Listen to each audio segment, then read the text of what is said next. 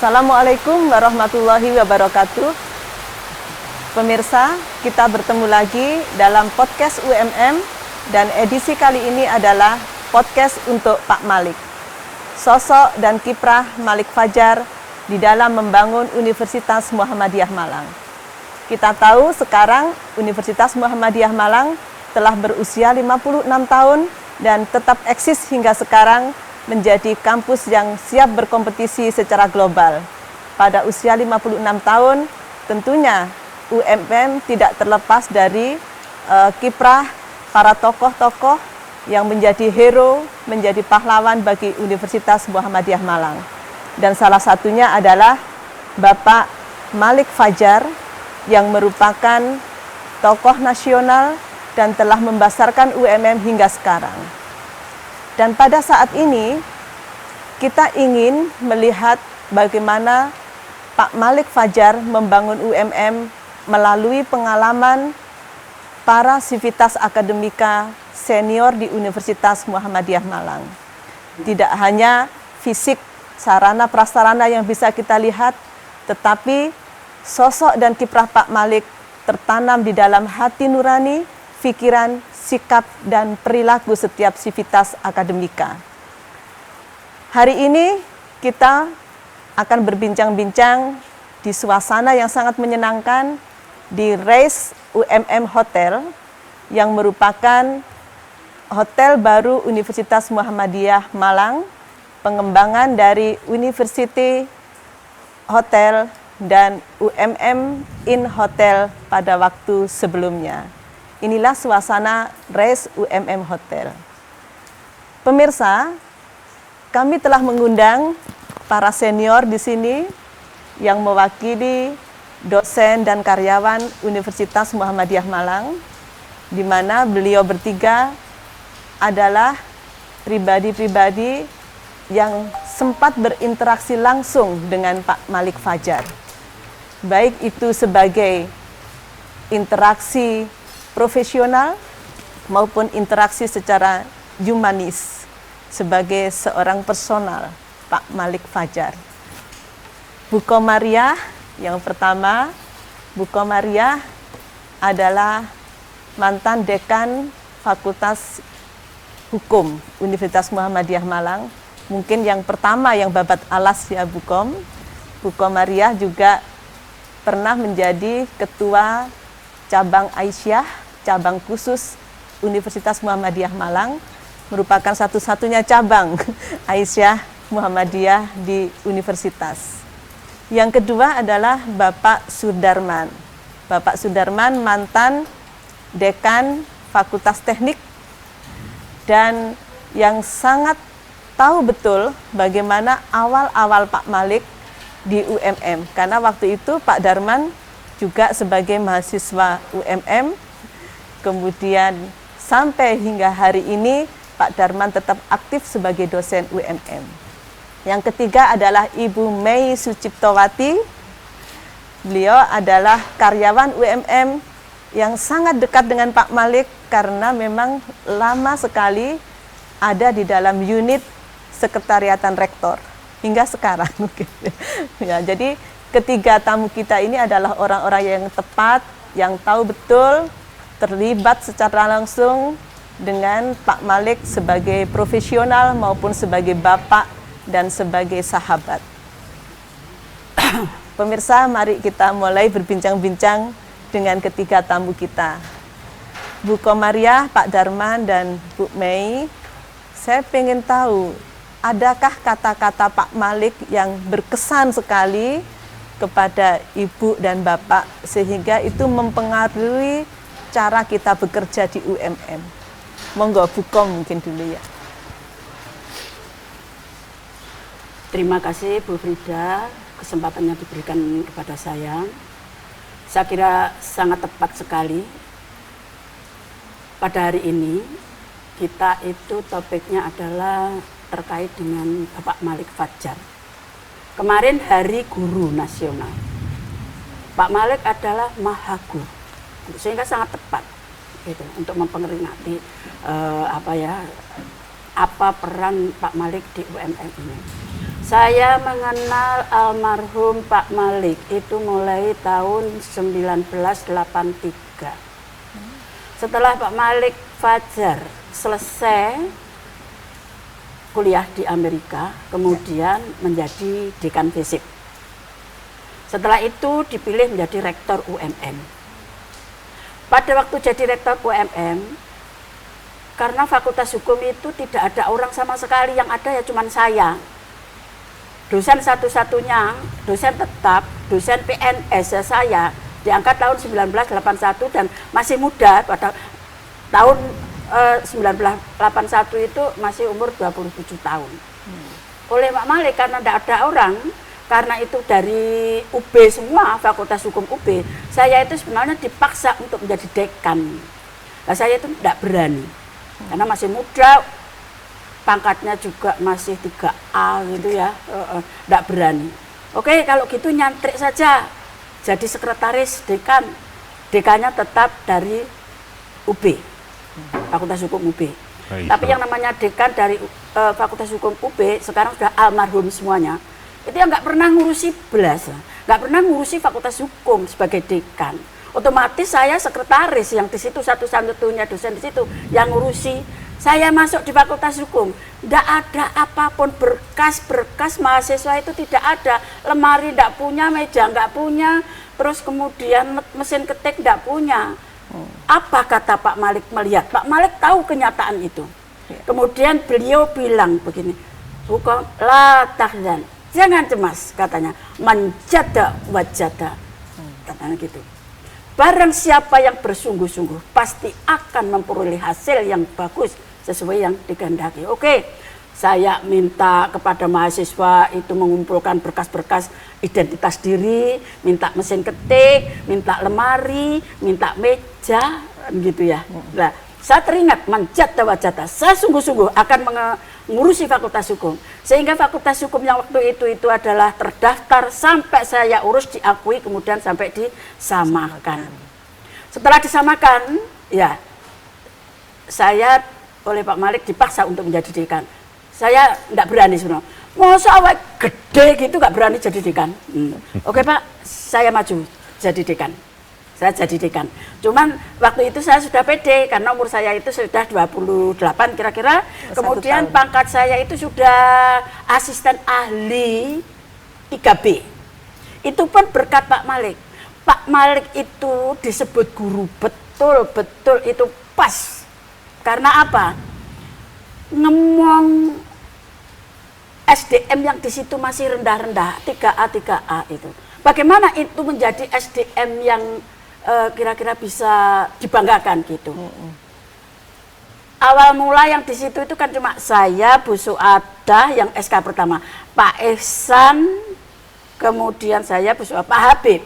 Oke, 4 orang ini buat forum diskusi. Lah, nanti hasilnya itu untuk kenaikan pangkat. Lah, dulu itu mudah, Bu Rita, kenaikan pangkat itu tidak sekarang harus nulis di jurnal atau apa, enggak seperti itu sudah bisa diajukan untuk kenaikan pangkat. Lah, berdasarkan itu diskusi Pak Malik itu sebagai guru yang baik nunggoni diskusi itu, memberikan arahan, nunggoni ada seperti itu ya. Jadi Pak Malik memberikan semangat, memberikan dorongan dan memberikan solusi ya Bu ya. Memberikan solusi seperti itu nunggoni. Nih, setelah 3B saya jadi berani jadi dekan. Bukom sudah jadi berani dekan. Hasilnya juga baik dulu itu pada waktu di Fakultas Hukum dari terdaftar sampai disamakan. Sangat menghargai karya wanita. Kemudian diangkatlah dekan-dekan dari fakultas itu para perempuan. Ya, saya dekan Fakultas Hukum, kemudian pertanian itu ada Bu Wiwi yang bukan dari UNU. Ya, kemudian ada lagi Bu Wiwi dari UNU. Bu Suadah. Ya, FISIP Bu Suadah. Ya. Kemudian ada lagi FKIP itu Bu Fatma. Ya, sehingga kalau wisuda senat ya, yang apa di belakang Pak Malik ya, itu para perempuan. Sangat menghargai ya, persamaan gender. Sekarang kan enggak. Sekarang yang perempuan cuma satu desa dekat ekonomi doang. Kalau dulu enggak, banyak perempuan yang ngetutnya pada waktu wisuda. Wisudanya itu adalah di kampus 2. Iya. Baik, jadi itu perkataan Pak Malik yang memotivasi Bu Kom jadi berani ditantang jadi dekan meskipun fasilitasnya masih minim saat itu. Sama sekali. Kalau Pak Darman, bagaimana Pak Darman? Mungkin ada kata-kata Pak Malik yang juga memotivasi Pak Darman. Terima kasih. Saya ini hitung-hitung tadi, hitung-hitung waktu. Ternyata saya berada di menjadi buruhnya Muhammadiyah ini sudah 39 tahun 10 bulan. Jadi per Februari yang akan datang sudah jangkep ini, jangkep 40 tahun. Pada awal memang kampus ini adalah kampus yang terpisah. Artinya manajemen semuanya terpisah antara kampus 1 dan kampus 2. Betul? Betul kan Bu Kom? Betul. Nah, karena ini terpisah, maka ada persaingan. Jadi persaingannya itu tidak hanya persaingan terutama mahasiswa. Mahasiswa itu penuh dengan persaingan antara kampus 1 dan kampus 2. Nah, sampai dengan awal akan dilantiknya Pak Malik menjadi rektor, itulah baru para mahasiswa kampus 1 dan kampus 2 itu dalam satu kesatuan. Karena panitianya dari kampus 1 dan kampus 2. Mengingat kampus 2 itu kan kampus yang lebih muda daripada kampus 1. Yeah. Nah, dari itulah akhirnya para mahasiswa ini sudah dalam satu kesatuan. Pada tahun berikutnya, itu konsolidasi yang dilakukan. Konsolidasi dari kampus 1 dan kampus 2 menjadi dalam satu kesatuan, sehingga muncul berikutnya adalah ada 2 kantor. Kantor rektorat itu ada kampus 1 dan kampus 2. Yeah. Itu awal mula. Nah, sesudah itu pada saat perpindahan Pak Malik dari kampus 1 ke kampus 2 kantornya, itu kita semua pegawai diajak kerja bakti. Ya tentunya karena Pak Malik juga waktu itu juga masih muda. Tentunya kan juga masih muda tahun 84 atau 85. Di perpindahannya itu tahun 1985 kalau tidak salah, itu menata ruangan dan sebagainya, usung-usung meja dan sebagainya itu ya bersama-sama. Jadi mungkin kalau masih ingat ada Pak Soekarno dan sebagainya itu, Pak Karno sekarang di Jember kalau tidak salah. Nah dari situlah maka konsolidasi dapat dilakukan. Untuk itulah setiap ada satu kegiatan apapun, saran yang ataupun perintah yang disampaikan Pak Malik adalah konsolidasi. Konsolidasi menjadi kata kunci. Kata kuncinya konsolidasi. Karena konsolidasi adalah ini seperti hanya konsolidasi di melihat suatu potensi. Sebenarnya itu kalau sekarang ya evaluasi diri lah. Yeah. Jadi kita melihat potensi-potensi yang ada untuk ditingkatkan dan seterusnya. Kemudian mengingat kita itu UMM belum punya namanya kampus yang diakui sebagai milik UMM. Dulu masih namanya UNMUH. Yeah. Kemudian tahun 1985 itu diganti akronimnya menjadi UMM itu 85. Dan saat itu jaketnya berganti dari jaket biru menjadi jaket merah. Itu tahun 85? Kalau tidak salah, tahun 85. Mungkin Bu Dekan masih ingat ini, kira-kira ya. Jadi dari biru. Sepertinya waktu saya jadi mahasiswa tahun 88 masih Unmuh namanya. Iya. Ya, istilah di luar sudah Unmuh, Masyarakat. akan tapi di dalam sudah UMM. Iya, iya. Ya. Jadi saya masih berjaket biru. Saya masih jaket biru. Kemudian jaket merah itu zaman PR4-nya Pak Abdullah Hasib. Karena kita juga harus menghidupkan IMM, sehingga itulah makanya jadi jaket merah sampai hari ini. Jaket. Nah. Mohon maaf Pak Darman, bisa dilepas ini supaya. Oh ya. Ya. Maaf. Iya. Selanjutnya saat itu kan memang tidak ada satu kebanggaan mahasiswa juga tidak ada. Jadi kalau pada saat ospek berangkat dari rumah itu kan jaketnya masuk tas semua itu. Nah pada saat tahun 86, angkatan 86 itu mahasiswa sudah dari rumah naik angkot pun juga sudah menggunakan jaket merah. Waktu itu karena saya itu den ngabei waktu itu, yang ngabei penggawean gitu maksudnya. Jadi semuanya kan pekerjaan saya lakukan. Nah, saya bersama dengan Pak PR2. Pak PR2 melihat mahasiswa naik angkot sudah menggunakan jaket itu menangis. Pak Malik juga tahu itu. Kalau Pak Malik saya ya tinggal diceritain aja. Kalau Pak Malik kan bawa mobil sendiri. Kalau Pak Kianto kan selalu saya antar. Sebelum ada supir yang lain ya. Ya.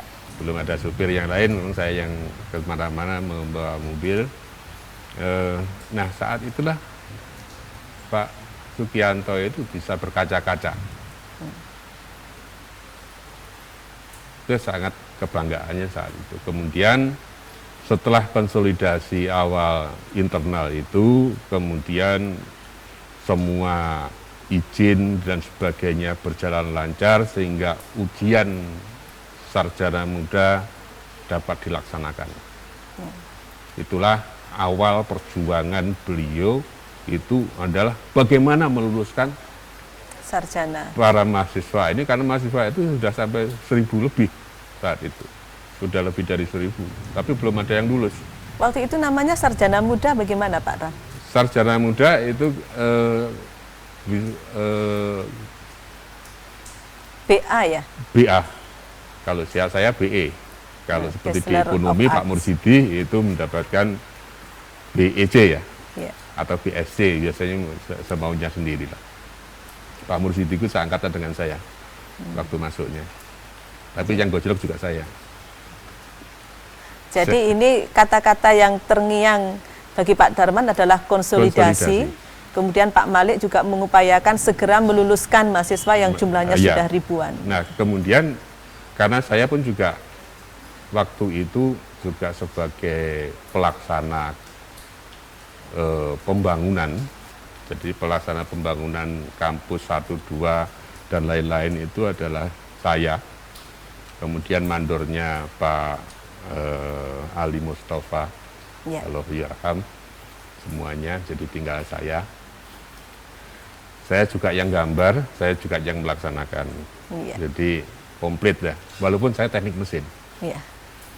Kemudian saat itulah sesuai dengan cita-cita Pak Rektor sebelumnya, Pak Kasiram. Pak Kasiram itu waktu datang dari Amerika kemudian mengumpulkan pegawai, semua pegawai dan dosennya, dan bahkan dilanjutkan lagi dengan si mahasiswa punya cita-cita. Cita-citanya adalah kampus 1 itu nanti akan dibangun 3 lantai. Nah, itulah kita laksanakan pada saat itu, dengan bangun 3 lantai.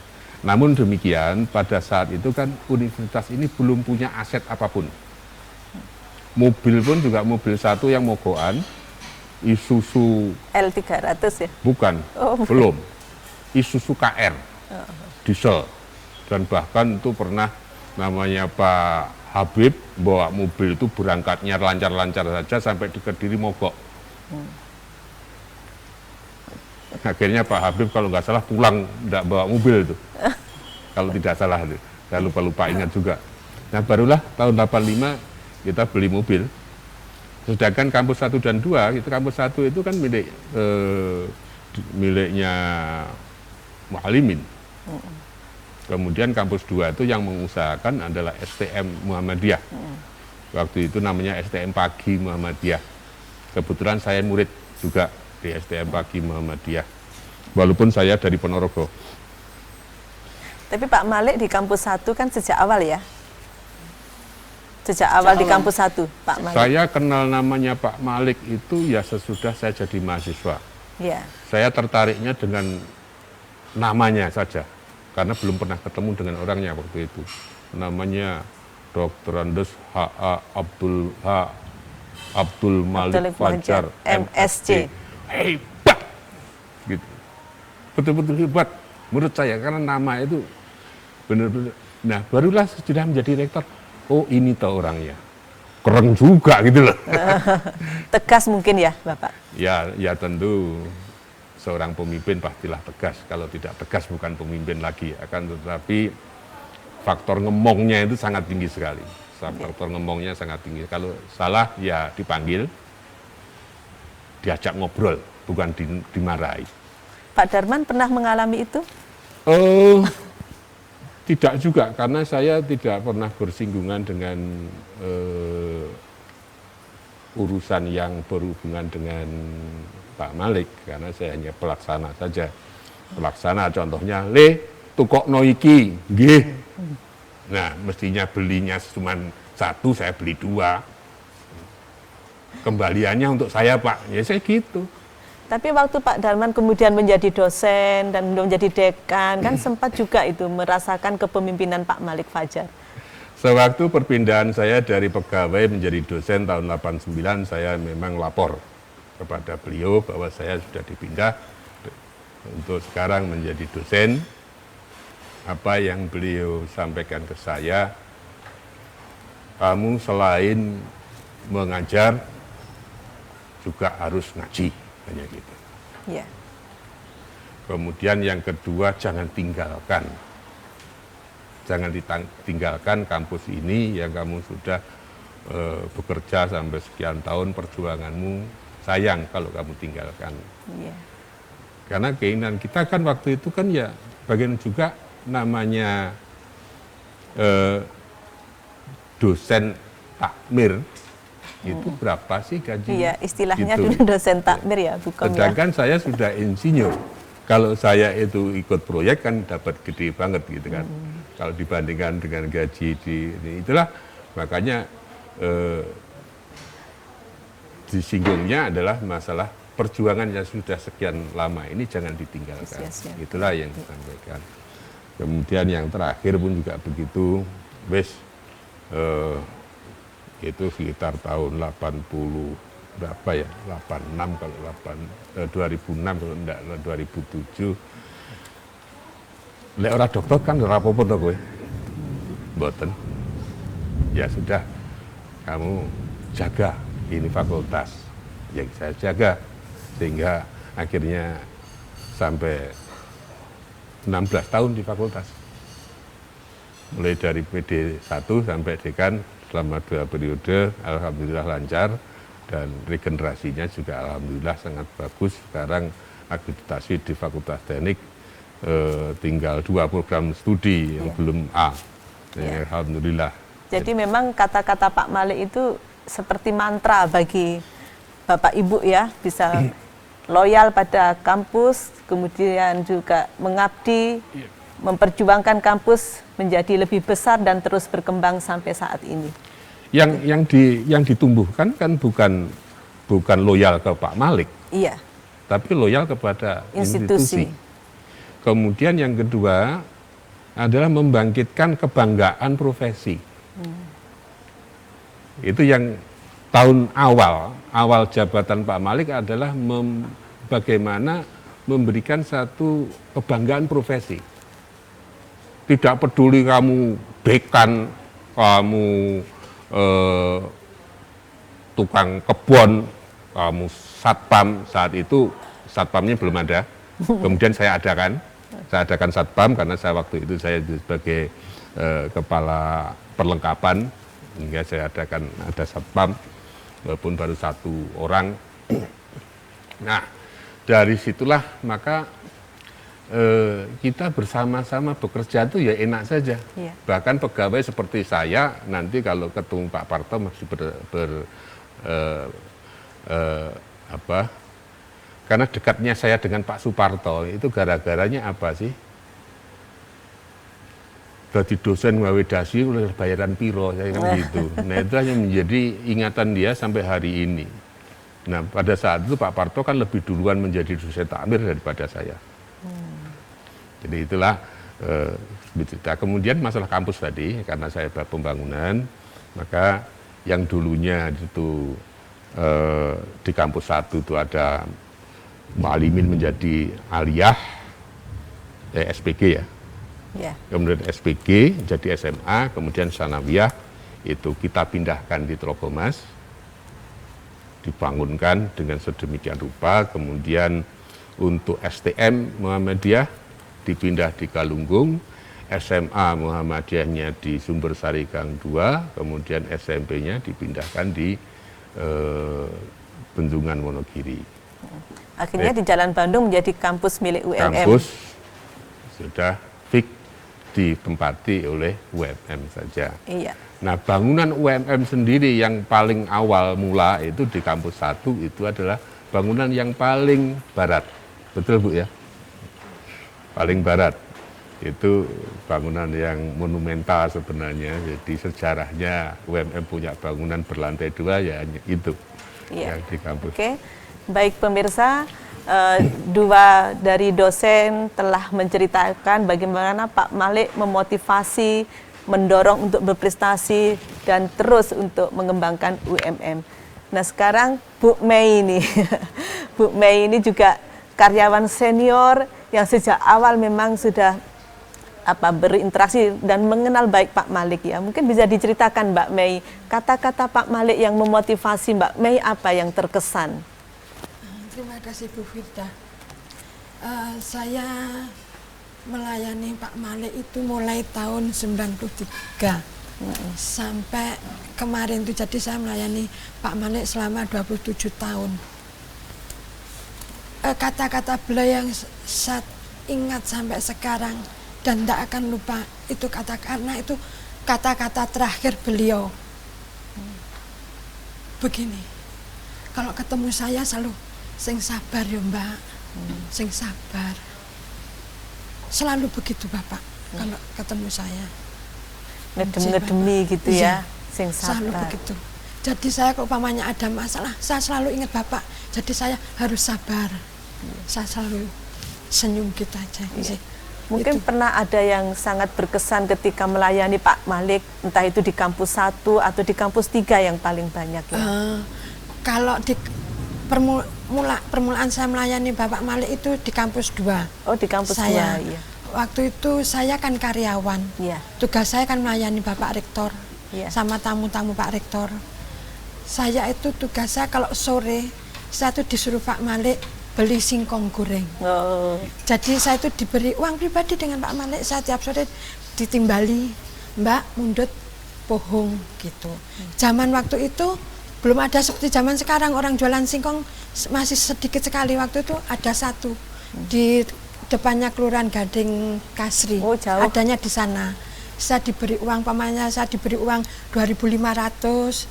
Saya buat naik bemo waktu itu 100 rupiah, PP 200, itu sisanya buat beli gorengan. Nanti saya belikan gorengan, karmanya itu pohon goreng. Terus nanti setelah saya datang, saya caoskan piring buat Bapak, Pak Kianto, semua pimpinan, saya caosi, sisanya untuk semua karyawan yang ada di situ. Karyanya, waktu itu karyawannya kan masih sedikit, jadi itu kekeluargaan sekali gitu. Itu nanti kalau saya diberi uang 2.000, ya nanti itu gitu. Jadi Mbak Mei merasakan itu suasana kekeluargaan. Iya, suasana kekeluargaan. Menganggap Pak Malik seperti bapak sendiri. Iya, bapak sendiri, betul. Dan lagi Bapak Malik itu sampai sekarang kalau saya menyausi unjukan atau apapun karmanya itu selalu bilang matur suwun ya Mbak. Selalu begitu. Itu selalu kata-kata matur suwun. Ya Mbak itu enggak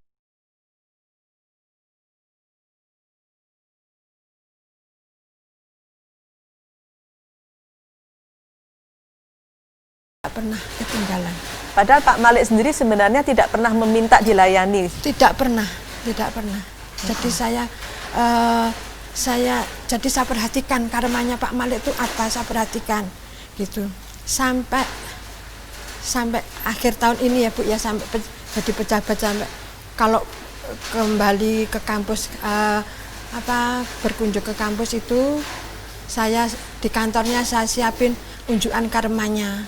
Itu wedang jahe sama pohon itu tadi karmanya. Jadi yang saya mengingatkan waktu dulu karena beliau seneng pohon goreng, meskipun beliau sudah jadi pejabat tinggi, saya tetap menyawasi pohon goreng itu tadi. Dengan wedang jahe. Dengan wedang jahe dan teh tawar karmanya. Iya. Cuman kadang-kadang kalau beliau pengen kopi, cuman Mbak aku pengen kopi gitu, baru saya cawasi kopi pahit, kopi hitam pahit itu aja. Nggak pernah minta ndak apa. Dan selalu ini Bu Vida yang selalu saya ingat sama Bapak itu, kalau saya buatkan wedang jahe itu selalu habis. Umpamanya wisuda gitu ya, beliaunya kan di gedung untuk itu acara, nanti beliau kembali lagi karena unjukannya belum habis. Kembali ke kantor cuma untuk menghabiskan unjukan itu tadi. Dan setiap ada acara apapun, kalau unjukannya belum habis, beliau kembali lagi ke kantornya, dihabiskan lagi unjukannya. Dan itu Mbak Mai merasa itu dihargai gitu ya? Sangat, pokoknya tidak terhingga, itu tidak bisa dinilai. Iya. Harganya itu saya sangat, Iya. saya merasa bangga, bahagia bisa melayani beliau itu sampai akhir beliau itu, saya sangat bangga sekali. Iya. Pemirsa, berbicara tentang kedekatan Pak Malik dengan para karyawan dan dosen itu memang menimbulkan emosional. Jadi kita pengen menangis karena mengingat kebaikan-kebaikan beliau. Kita kembali lagi kepada Bu Komariah. Dan mungkin kesan yang menyenangkan Bu, supaya nggak sedih. Mbak Mai, saya juga jadi pengen ikut nangis seperti Mbak Mai. Mungkin ada kesan yang menyenangkan yang itu membuat Bu Kom itu, wah UMM ini harus maju terus gitu, harus sampai sekarang bisa eksis seperti ini. Pasti ada lagi kesan-kesan yang langsung dengan Pak Malik mengalami Bu Kom itu. Oke, Bu Frida. Saya katakan tadi Pak Malik itu menjadi guru ya, seorang maha guru yang memberikan edukasi, baik itu adalah masalah persoalan di dunia maupun persoalan di akhirat. Oleh karena itu pada waktu masih di kampus 1 dan di kampus 2, dosennya juga masih sedikit, karyawan sedikit. Itu tiap hari Selasa itu dikumpulkan di aula kampus 2, diadakan pengajian. Pak Malik sendiri yang ngaji, memberikan ilmu yang terkait dengan persoalan nanti di akhirat. Gitu. Ya. Kemudian Pak Malik itu seringkali ngomong pada saya secara pribadi, karena saya itu pada waktu Pak Malik belum punya mobil, Unmu belum punya mobil, satu-satunya dosen yang punya mobil adalah saya, alhamdulillah. Gitu. Nah, Pak Malik itu kalau hujan, bukan saya ikut ya, saya sering mengantarkan ke Pandean, rumahnya di Pandean. Sepanjang perjalanan itulah saya mendapatkan ilmu dari Pak Malik itu, dan keinginan, obsesi Pak Malik tentang UMM. Ya, mau pulang itu di kampus 1 hujan. Kehujanan, wocoh kabeh kehujanan, setelah di mobil. Kapan ya Bu Kom kita itu punya kampus yang modern, Universitas Muhammadiyah modern, sehingga dilirik orang, dihargai orang, gitu. Dan sumber daya manusia yang berada di UMM itu bangga dengan UMM. Gitu. Itu keinginan, insya Allah Pak, saya doakan nanti di bawah kepemimpinan Bapak itu nanti bisa membangun kampus yang modern. Setelah itu ngomong lagi, nunut lagi, bukan, insya Allah kita itu mau beli loh tanah di Telogong Emas, itu, kampus 3 ya. Mudah-mudahan Pak nanti kalau dibuat kampus saya itu masih hidup dan menyaksikan kampus modern itu. Amin. Saya juga didoakan ya, bukan? Iya Pak, amin gitu. Ya, jadi cita-citanya itu adalah memiliki kampus modern ya toh. Tidak dinamakan dulu UMM Kampus Murad Marid, ya toh. Maunya kampus Muhammadiyah yang modern. SDM-nya juga SDM modern. Terus saya terus caranya bagaimana Pak itu? Saya nggak pernah diajak rapat karena saya masih kecil, masih muda. Yang rapat itu kan rektorat Pak Malik, kemudian Pak Imam Suprayogo sebagai PR1, kemudian Pak Kianto, almarhum Pak Kianto sebagai PR 2, kemudian Pak Hajir, ya, itu rapat ya. Bagaimana cara membelinya? Tidak punya uang, UMM belum punya uang, savingnya nggak punya. Mahasiswanya itu masih bayarannya kan murah gitu. Kalau nggak murah nggak ada laku. Sehingga universitas murah meriah kadang-kadang itu. Ya, atau UMM Universitas murah meriah. Gimana Pak itu? Pas tanya sambil jalan itu. Tadi rapat Bukom, saya Pak Kianto mau menjaminkan tanah. Saya itu yang ada itu untuk pinjam bank. Nah, jadi kampus 3 di Tlogo Emas itu ada, itu berkat Pak Malik itu kalau sekarang itu menjaminkan tanah itu namanya hak tanggungan. Kalau dulu hipotek ya, menghipotekkan tanahnya untuk memperoleh uang untuk beli tanah di kampus 3. Nah, jadi sekarang itu titik berat kita Bukom, kita bangun sarana dulu, apa namanya itu ya gedung-gedung itu ya, tapi juga tidak meninggalkan tentang pembangunan SDM juga gitu. Gitu. Jadi kemudian ya jadilah seperti itu adalah berkat Pak Malik, Pak Kianto almarhum yang sudah almarhum, kemudian juga Pak Imam ya, kemudian juga Pak Hajir itu. Pak Malik pernah ceritakan nggak bagaimana membangun SDM itu Bu? Membangun SDM? Iya. Mungkin pernah bercerita ke begini, Bukom, kalau sekarang katanya Pak Darman tadi, memang dosen takmir juga dosen PNS, saya 3A, 3B, gajinya kecil ya Bukom ya, iya Pak, tapi Bukom meski kecil jangan lupa ada keikhlasan diri, ikhlas Bukom. Gitu. Semata-mata karena kita mencari ridho Allah. Ya, ridho Allah. Ya dah. Insya Allah Bukom berkah. Kalau kita ikhlas gaji berapapun nanti berkah untuk keluarganya Bukom. Makanya kalau pas rapat, Bukom itu meskipun gajinya kecil, itu bisa loh untuk nyekolahkan anaknya 2 di ITB. Aku sampai malu kadang-kadang itu. Itu karena berkah, ikhlas gajinya sedikit tapi ikhlas gitu. Lah kemudian kalau nanti kampusnya sudah modern Bukom, baru kemudian kita itu juga memikirkan pengembangan SDM. SDM-nya nanti itu harus SDM yang profesional dan punya integritas terhadap Universitas Muhammadiyah Malang. Nah, profesional itu maksudnya apa? Profesional, profesi sebagai dosen itu harus dilaksanakan dengan ilmu yang tinggi, tanya itu. Tidak cukup ilmu yang tinggi Bukom, apalagi Pak, harus dengan knowledge. Apa Pak ilmu itu Pak? Pengetahuan. Ilmu yang terkait dengan bidangnya, gitu katanya.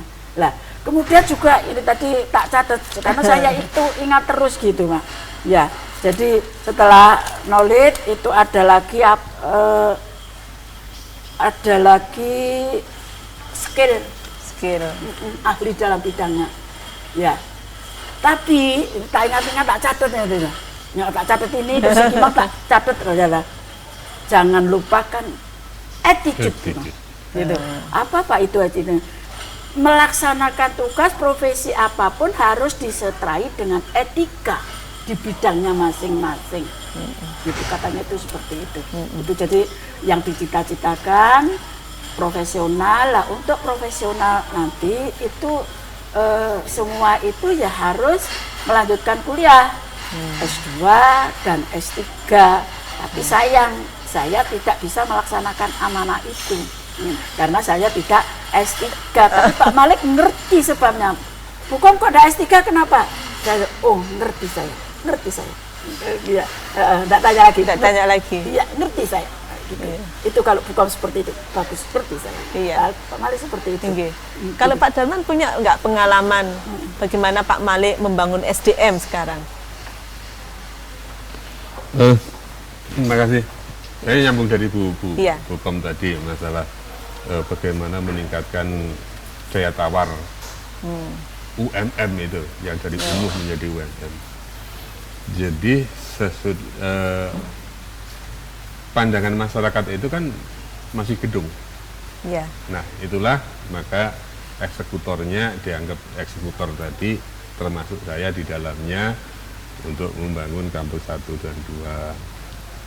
Walaupun bentuk bangunannya itu sama, jadi karena yang gambar orangnya sama Iya. dan bukan arsitek kan. Oh. Kemudian kenapa kok sederhana banget? Masalahnya kita nggak punya duit, sehingga kita usahakan membangun gedung itu seefisien mungkin, bahkan tekelnya aja kan tekel Terasul, kayak terasul dulu. biasa itu kan ya, yang sekarang udah nggak ada. Iya. Kemudian gentengnya kan juga ngambil di menit aja, jadi tidak mewah. Barulah sekarang bingung bagaimana membuat kemudian mengganti tekelnya dan seterusnya itu kan, sehingga kelihatan lebih berkelas walaupun arsitekturnya ya sangat sederhana. Kemudian untuk pengembangan SDM memang sejak Pak Malik itu kan mengikuti aturan. Jadi peraturan-peraturan yang ada itu kan selalu diikuti. Mulai dari yang dikejar adalah status dari program studi, mulai dari terdaftar, diakui dan disamakan. Jadi tidak ada lagi yang status diridhoi itu atau apa istilahnya itu, yang tidak punya status, jurusannya nggak punya status. Nah itu alhamdulillah kan berjalan lancar. Hingga pada tahun 90 itu kan yang sudah disamakan, banyak program studi yang sudah disamakan. Bahkan teknik mesin itu tahun 91 sudah disamakan. Nah, dosennya barulah mikir dosennya. Akan tapi kan untuk ilmu-ilmu non teknik itu di Indonesia sudah banyak yang membuka program S2, bahkan program doktor. Nah untuk teknik ini yang sangat terhambat karena yang buka satu-satunya program studi untuk teknik itu hanya di ITB. Dan itu yang berangkat ke sana pada nggak berani. Dan bahkan saya pamit itu, tapi pamitnya nggak ke Pak Malik. Kalau Pak Malik oke saja. Kemudian pamit ke Pak Sugianto. Apa beliau bilang Pak Sugianto? Lawang gurumu gagal kok kowe budal gitu lah. Yang dimaksud gurumu itu siapa? Ya ada Pak Yanto. Pak, kalau Pak Yanto kan sukses. Iya. Oh iya, ya gagal juga ya. Gagal. Pindah itu kan. Oh pindah. Ya, di ITB memang ada guru saya yang dari UB gitu kan, guru-guru dosen dari UB itu kan ada berapa orang, 2 orang ya, 2 atau 3 orang yang di ITB itu kan gagal semua. Tapi programnya kan bukan begitu. Dulu kan programnya dari S1, dari sarjana itu kan langsung doktoral. Oh iya. Ya, jadi nggak ada program S2. Untuk itulah diupayakan agar bisa S2 di luar negeri.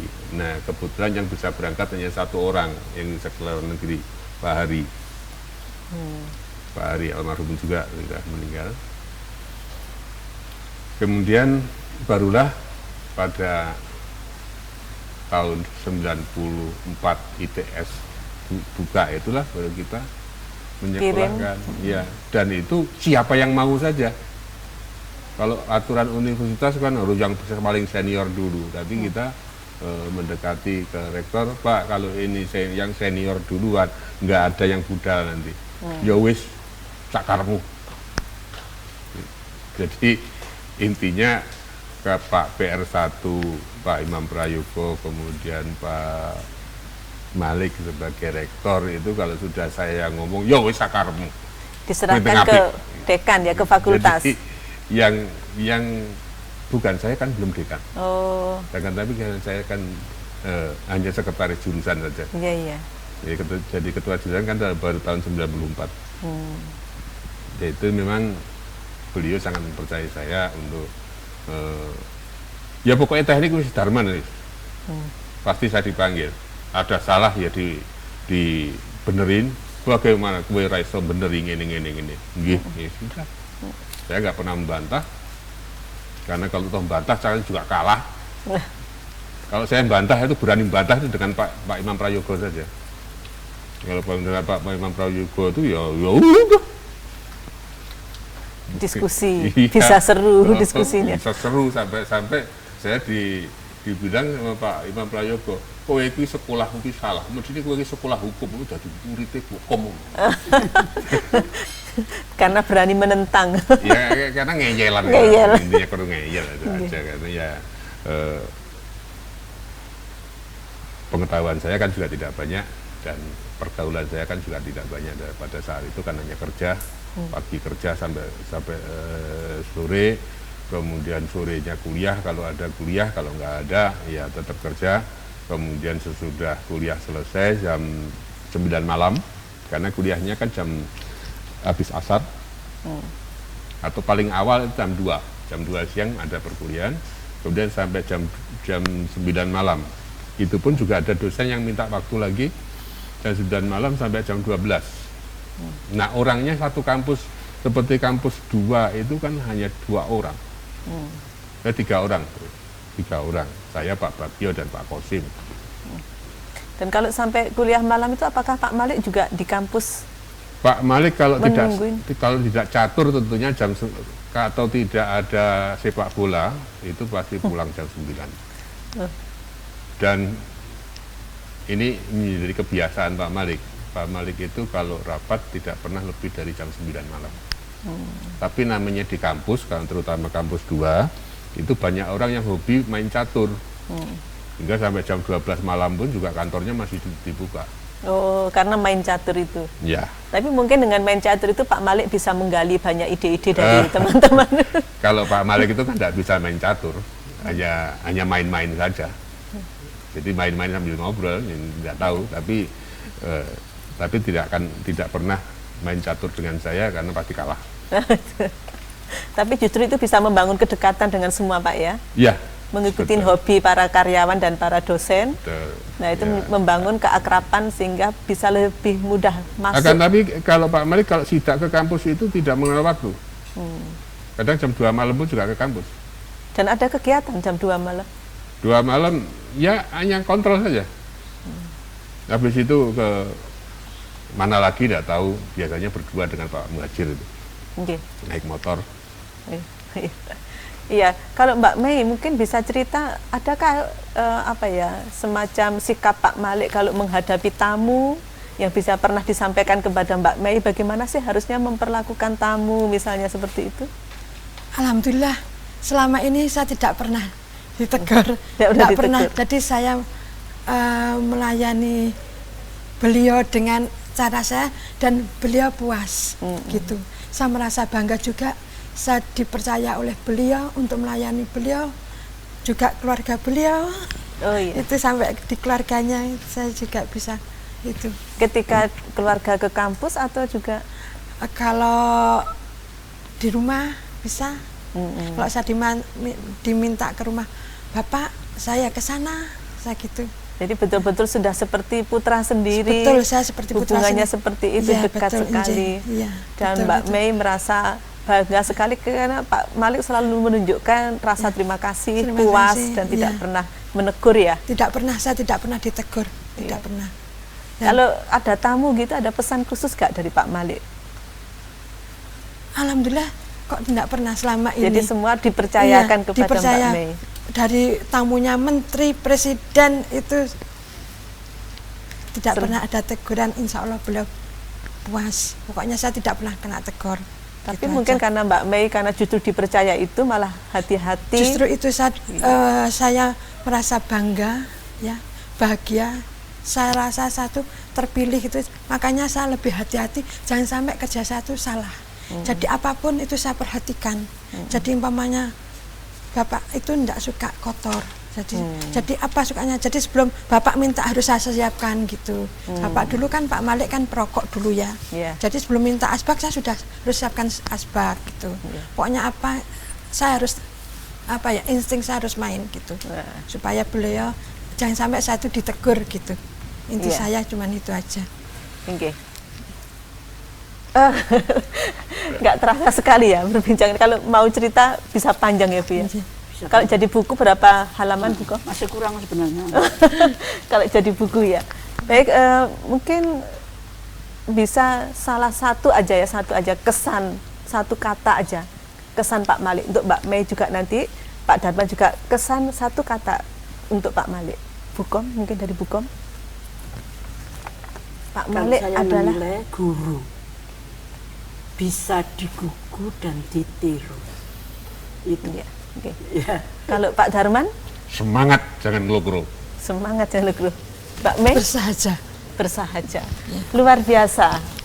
Pemirsa, hari ini kita belajar tentang sosok Pak Malik dari pikiran, hati, dan perilaku para karyawan, para dosen. Budaya organisasi memang dibangun dari ketokohan seseorang sebagai hero, dan itu terinternalisasi secara panjang dan penuh dengan introspeksi maupun perenungan yang dalam dari para karyawannya. Dan alhamdulillah pada hari ini kita menemukan nilai-nilai yang dibangun oleh Pak Malik melalui pembangunan SDM sehingga UMM tetap eksis hingga sekarang. Kita berdoa semoga amal ibadah Pak Malik diterima oleh Allah Subhanahu wa taala dan UMM tetap terus mampu bersaing secara global. Terima kasih atas kebersamaan kita, Bukom, Pak Darman, dan Bu Mei. Terima kasih sekali telah berbagi pengalaman dengan kami. Dan kepada pemirsa, sampai ketemu lagi pada podcast UMM edisi berikutnya.